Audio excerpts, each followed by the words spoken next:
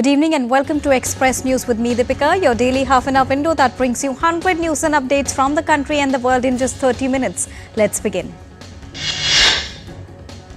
India's Prime Minister Narendra Modi handed over 71,000 appointment letters to newly recruited individuals across various central government departments via video conferencing. The event aims to provide meaningful employment opportunities, empowering youth and encouraging their active role in nation building. The Rozgar Mela is being conducted at 45 locations across the country. While congratulating the newly appointed youth, Prime Minister Narendra Modi enumerated the efforts being made towards youth empowerment, including better education and skill development. During his address, the Prime Minister also enumerated the various steps taken for employment in rural India. Referring to the large participation of women in appointments, Prime Minister described women empowerment as a priority of the government. Prime Minister also said that his government is engaged in removing every obstacle in the development of women. Indian Minister Jitendra Singh appreciated the rapid provision of employment under the leadership of Prime Minister Narendra Modi. Prime Minister Narendra Modi attended the Christmas celebrations hosted by the Catholic Bishops' Conference of India in New Delhi today, which is currently happening. Prime Minister Narendra Modi pays tribute to former Prime Minister and Bharat Ratna awardee Chaudhry Charan Singh on his birth anniversary. Prime Minister Narendra Modi highlighted Chaudhry Charan Singh's unparalleled dedication to the welfare of farmers and rural communities. Prime Minister Modi also acknowledged the late leader's tireless efforts in advocating for agricultural reforms and rural development that continue to shape India's policies today. India's Vice President Jagdeep Dhankar paid tribute to former Prime Minister Chaudhry Charan Singh on his birth anniversary at Kisan Ghat in New Delhi. Calling the farmers as provider of food and creator of India, Vice President said that the coming year will mark the 25 years since the inception of Kisan Divas, and the government need to organize year-round activities to prioritize the welfare of the farmers. India's Madhya Pradesh has been recognized by the Wall Street Journal as one of the go-to global destinations for the year 2025. With 14, including 3 permanent and 11 tentative UNESCO World Heritage Sites, 9 tiger reserves and vibrant cultural experiences, the state offers unique experiences for every traveller. Wall Street Journal's recognition specifically highlights renowned UNESCO World Heritage Site Khajuraho, Panna and Bandhavgarh, celebrated for their cultural significance. UP Chief Minister Yogi Adityanath visited Prayagraj on Monday to review the preparations of the upcoming Mahakumbh, which is to be held in January next year. Chief Minister Yogi Adityanath also performed Ganga Puja at the Sangam. The Chief Minister is to inspect the preparations for the upcoming event and also hold a meeting with the officials regarding the preparations. In a joint operation, UP and Punjab police busted a Pak-sponsored Khalistani Zindabad force terror module. During the encounter, 3 terrorists were killed in Pilibhit district. This terror module was involved in grenade attacks at Gurdaspur police station. 2 AK-47 rifles and 2 Glock pistols have been recovered during the investigation. India's Minister of Power and Housing and Urban Affairs Manohar Lal Khattar is in Kavrati to participate in a special review meeting with senior officials regarding various city energy projects and urban developments in the progress at Lakshadweep. India's latest guided missile stealth frigate INS Tushil has arrived in London on her maiden passage to India. The visit marks a significant milestone in the growing naval cooperation between the Indian and Royal Navy. Starbucks workers have expanded their strike to 4 more US cities. The 5-day strike that began on Friday and initially closed its cafes in Los Angeles, Chicago and Seattle has added locations in New Jersey, New York, Philadelphia and St. Louis. Starbucks said the disruptions from the strike have no significant impact on its operations. Workers' United proposals have called for an immediate increase in the minimum wage of hourly partners by 64%. News Corp and Telco Telstra have agreed to sell their Australian cable TV and streaming company Foxtel to British sports platform DAZN. The struggling business is valued at $2.1 billion, including debt. News Corp will hold a 6% stake in DAZN, and Telstra will own 3% of the London-headquartered global streaming platform backed by billionaire Len Blavatnik. At close, Nifty climbed 165.95 points to settle at 23,753.45. Sensex jumped 498.58 points to settle at 78,540.17. Indian rupee fell 9 paise to close at all-time low of 85.13 against the US dollar. Gold futures maturing on the 5th of February were priced at 76,457 rupees per 10 grams on multi-commodity exchange. Silver futures for the 5th of March stood at 89,162 rupees per kilogram on the MCX.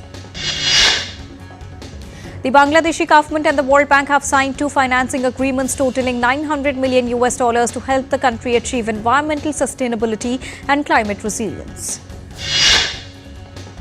The $500 million second Bangladesh Green and Climate Resilient Development Credit will support policies to help the country's transition to green and climate resilient development. The United States announced on Monday that it has launched an investigation into China's semiconductor policies, citing concerns over Beijing's use of extensive anti-competitive and non-market means to disrupt global economies. A cargo ship called Anma rolled onto its side at an Istanbul port early on Monday due to an imbalanced cargo load. 10 of the 15 crew members were rescued by aid personnel. Syria's new leader Ahmad al-Shara said on Sunday that all weapons would come under state control and his administration would announce the new structure of the defense ministry and military within days. In a joint press conference with Turkish Foreign Minister Hakan Fidan in the Syrian capital, Damascus said that weapons in the country, including those held by Kurdish-led forces, would come under state control. Turkey's foreign minister said after talks with Shara that there were no room for Kurdish militants in Syria's future and that they must disband. Support for Canadian Prime Minister Justin Trudeau within his Liberal Party weakens as former allies reveal that more members of the caucus are urging him to step down. Russian President Vladimir Putin hosted Slovak Prime Minister Robert Fico at the Kremlin on Sunday as a contract allowing for Russian gas to transit through Ukraine nears its expiry date. Russia on Monday claimed to have captured the village of Sterozova in eastern Ukraine's Donetsk region. Moscow said it has seized over 190 Ukrainian settlements this year. President-elect Donald Trump threatened to reassert U.S. control over the Panama Canal, accusing Panama of charging excessive rates to use the Central American Passage that allows ships to cross between the Pacific and Atlantic Oceans. Speaking to a crowd of supporters in Arizona, Trump said he would not let the canal fall into the wrong hands, warning of potential Chinese influence on the passage. Donald Trump also told supporters that his billionaire ally Elon Musk was not taking the presidency, as he said his opponents are trying to suggest. Trump would also nominate Mauricio Clever-Carone to serve as his special envoy to Latin America. He said Clever-Carone would help address migration and drug smuggling issues. In southern Brazil, a small plane carrying 10 people crashed into shops in the center of the tourist city of Gramado, killing everyone aboard. The aircraft and owner, along with the pilot, died with other 9 passengers. In addition to this, 17 people on the ground were injured, with 12 still receiving hospital care, including 2 in critical condition. In another incident in Brazil, a bridge connecting 2 states in northern and northeastern regions collapsed as vehicles were crossing, killing at least 1 person and spilling sulfuric acid. A spokesperson for New Zealand's Minister of Foreign Affairs, Winston Peters, said that a separate passport, citizenship and membership of the United Nations are only available to fully independent and sovereign countries. Tens of thousands of people gathered in central Belgrade to protest against President Aleksandar Vučić and his ruling Serbian Progressive Party. The party was blamed for a railway station roof that collapsed last month that killed 15 people. Mozambique is braced for validation Monday of disputed election results, with the opposition leader vowing chaos if the ruling party is confirmed as the winner in a standoff that has already claimed at least 130 lives. As temperatures have started declining in the northern region of India, many places are experiencing temperatures below 0 degrees. Residents of the national capital and neighbouring NCR are going to experience a significant change in the weather this week, with parts of the region witnessing light drizzle Monday morning. The Indian Meteorological Department has reported a fresh western disturbance that is expected to impact northwest India and the western Himalayan region. Due to a deep depression in the Bay of Bengal moving towards the coast of North Tamil Nadu and southern Andhra Pradesh, heavy rain slashed at various places in Tamil Nadu on Monday. Northern Indian city of Shimla has transformed into a winter wonderland wrapped in a pristine blanket of snow after heavy snowfall in the region. Cyclone Chido killed at least 94 people in Mozambique in its deadly rampage through the Indian Ocean last week, raising a previous death toll of 76. Officials in Mayotte have only been able to confirm 35 fatalities from Cyclone Chido, but some have said they fear thousands could have been killed. French rescue workers are seen treating the wounded in Cavani, Mayotte, after the devastation caused by Cyclone Chido. Heavy snow-blanketed fields and covered roads as snowfall intensified in Hokkaido amidst a cold wave blanketing much of Japan in severe winter weather. Snowfall reported by the Japan Meteorological Agency showed depth of 50 centimeters in northern parts of Japan, with avalanche and snowstorm warnings being issued in its advisories. Ahead of Christmas Eve, dozens of stand-up paddleboarding athletes dressed as Santa Claus descended upon the seafront of Greece's second biggest city, paddling across some of its most famous landmarks. Around 30 athletes took part in the annual Santa Sup, starting in front of Thessaloniki's White Tower, a 15th century monument and museum, ending in the city spot. Christmas came early for children as a firefighter dressed as Santa Claus rappelled down a bridge to bring cheer to a northern suburb of Guatemala City. The 78-year-old Chacon, who was delivering presents to local children for 27 years, said that he believes all children deserve to have a toy for this time of the year. In the Swabian village near Guazenberg, 45,000 lights illuminated the nativity scene in front of Josef Kluher's house. For more than 20 years, the illuminated nativity figures have been on display every day from the beginning of December till mid-January. Santa Claus has traded their sleighs for gondolas, bringing holiday cheer to Venice's Grand Canal. As part of the Venice Lights Up Christmas program, the event filled the lagoon city with joy and vibrant colors, spreading magic just a week before Christmas. The number for Spain's Christmas lottery jackpot was selected almost 3 hours after the draw began, with the top prize known as El Gordo that was fully rewarded in the northern city of Logroño. El Gordo, or the Fat One, is the first prize of Spain's hugely popular national lottery that is said to be the world's largest based on the total prize money involved, even though other lotteries have larger single prizes. Santa Claus took a break ahead of his worldwide Christmas gift distribution tour and swam with fish and sharks at the Rio de Janeiro Aquarium.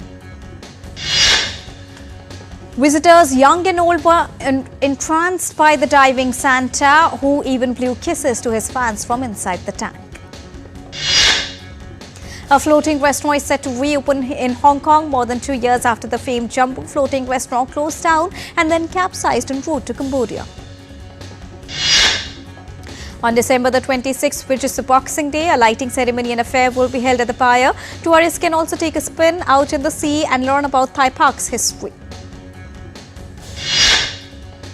A restored Trevi fountain was unveiled after more than 2 months of cleaning and restoration, part of Rome's preparations for the 2025 Roman Catholic Holy Year.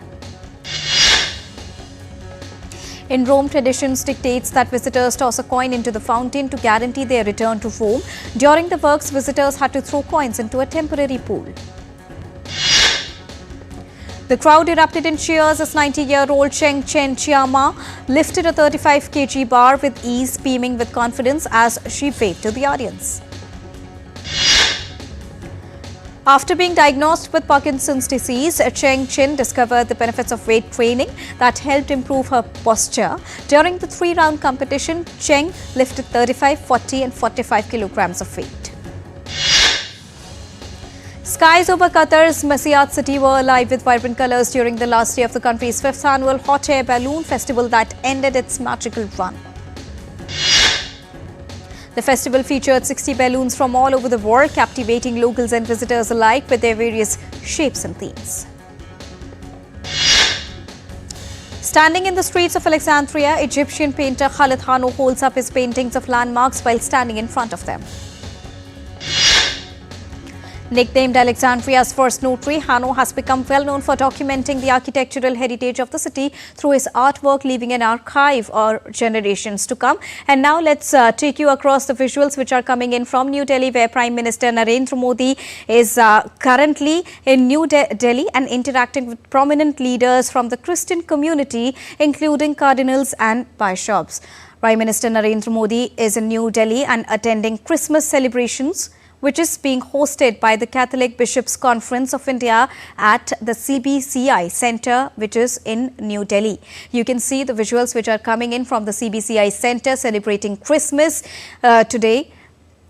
Before the event, Christmas falls on the 25th of December, and today on the 23rd of it, as part of every year process, Prime Minister Narendra Modi is once again attending this special event. Last year also we did see Prime Minister Narendra Modi attending a special event on Christmas, and there he interacted with many of the individuals who shared their thoughts, and there also you can see the children giving a special performance on the occasion.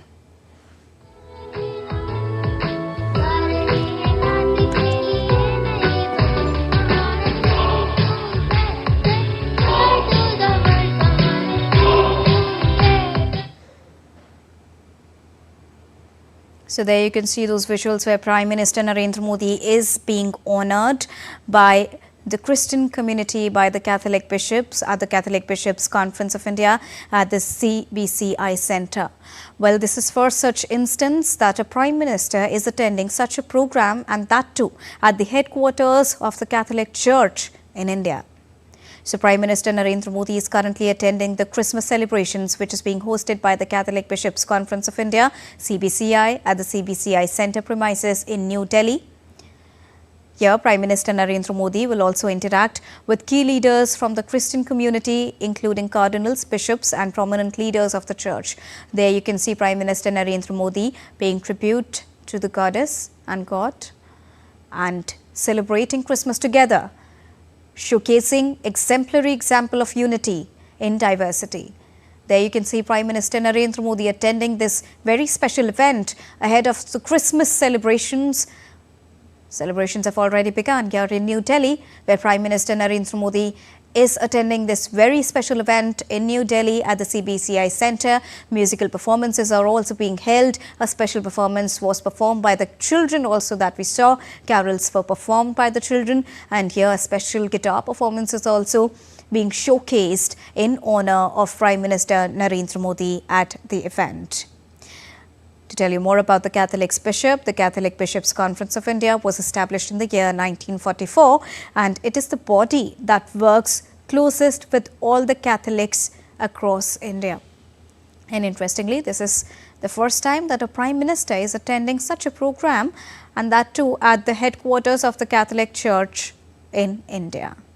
So sending a unique example of unity in diversity. Celebrations continue to take place here in India, and Prime Minister Narendra Modi himself being a part of it, kick-starting the celebrations in New Delhi. As we now move towards the Christmas, which is celebrated on the 25th of December.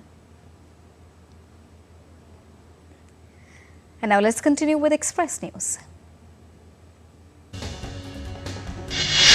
The highly anticipated prequel to The Lion King, Mufasa: The Lion King, has made a stunning debut at the Indian box office, with its dub versions contributing significantly to its first-day earnings.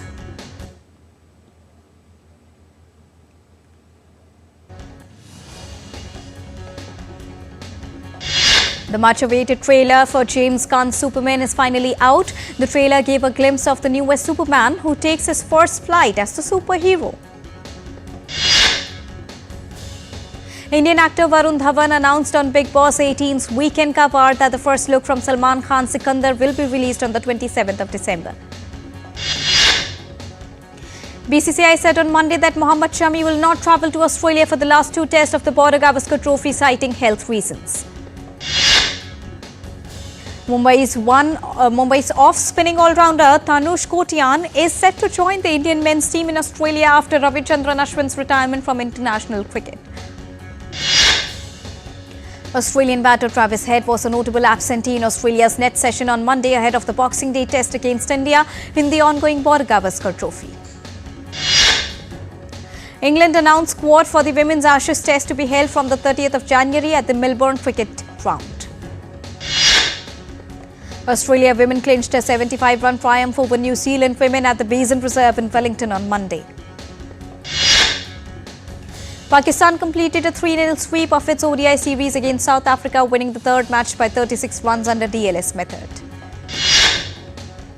India's Anahat Singh defeated senior compatriot and top seed Akanksha Salunke by 3-0 in the finals in Mumbai. Mohamed Salah's masterclass led Liverpool to a thumping 6-3 victory against Tottenham Hotspur in the Premier League on Sunday. Chelsea were held to a frustrating goalless draw against Everton, handing a major boost to Premier League leaders Liverpool. Kylian Mbappe scored a screamer and set up another goal as Real Madrid thrashed Sevilla by 4-2 to move second in La Liga points table. Southampton named Ivan Juric as manager of an 18-month contract with the job of ensuring Premier League survival after Russell Martin was sacked earlier this month. Bournemouth secured a 3-0 victory against Manchester United at Old Trafford.